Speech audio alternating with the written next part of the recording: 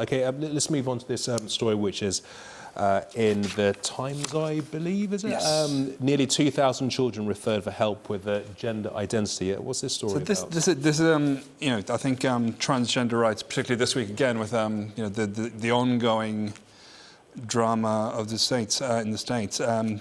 Transgender rights has become an issue of our age, and I saw this week, as I said, Donald Trump suddenly deciding barely a year after it was established that transgender people could serve openly in the US Armed Forces, deciding that he arbitrarily announced that they could not.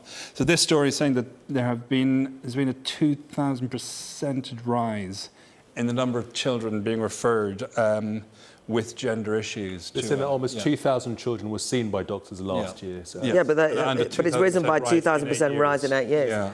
I mean, this is like, I'll tell you what this is. This is scary. This is like kids, actually, I fear, in a state of great confusion, incited into that confusion by a society that has not helped. So I don't think it's got anything to do with transgender rights. You know, there's a transgender rights issue, and there's a moment in society where a lot of young people are saying, I don't know who I am, exploring, you could say they're exploring their gender or utterly confused. We actually, one of the big stories this week was, of course, the government that basically said, you now no longer have to live for 2 years, you can just declare that your gender, get your passport changed, your birth certificate changed, just by saying. And I fear that what is happening is that we are actually not helping young people explore who they really are, but actually getting them trapped into all sorts of confusions. And so that's, I think, rather than it being a humane intervention, I think that there's a danger because one is frightened to say some of these things because, you know, you don't want to appear to be like Donald Trump and transphobic, and we all know what will happen if that gets accused, you get accused of that. But I think that there is almost an incitement of children to not know who they are. I think, and that is, you know, going back almost to the previous story, there are elements. There are obviously children who are generally confused about the world and their place in it. There are children who will latch onto gender as an issue.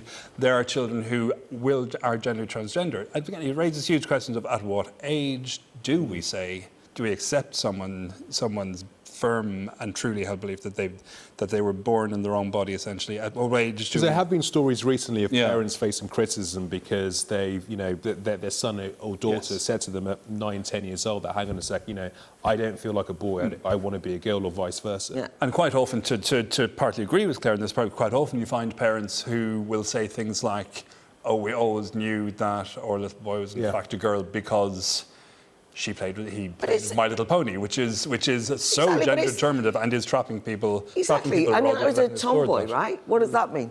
So, you know, the problem then is that you could say, well, I didn't necessarily conform to the little girl standards always as a tomboy. So if you were going to sort of be conservative, and which is what it is to say, oh, you're exhibiting masculine traits because you're a tomboy. Yes. You must be a boy. Right? No.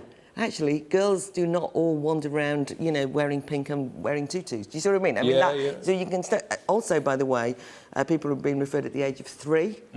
Come on. Yeah. But Claire, you say come on, but I said that there has to be, there will be.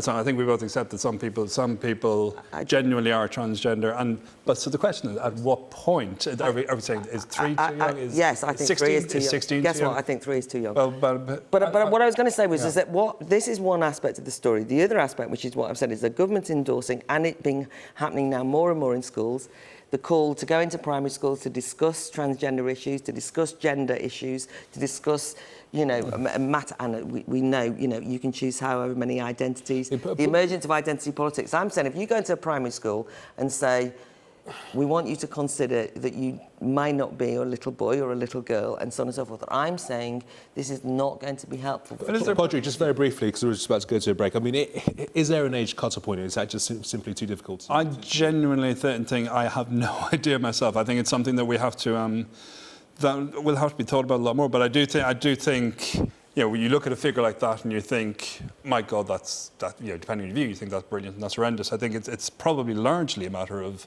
people being more aware of an issues. I think, you know, this being 50 years on since the Sexual Offences Act, you know, 100 years ago, people just didn't accept the fact that, literally wouldn't accept the fact that children were gay. We're just going to pause there just momentarily, guys, because we do need to move on to a break. Do stay with us. Coming up, why the French government has been buying up budget hotels. Stay with us.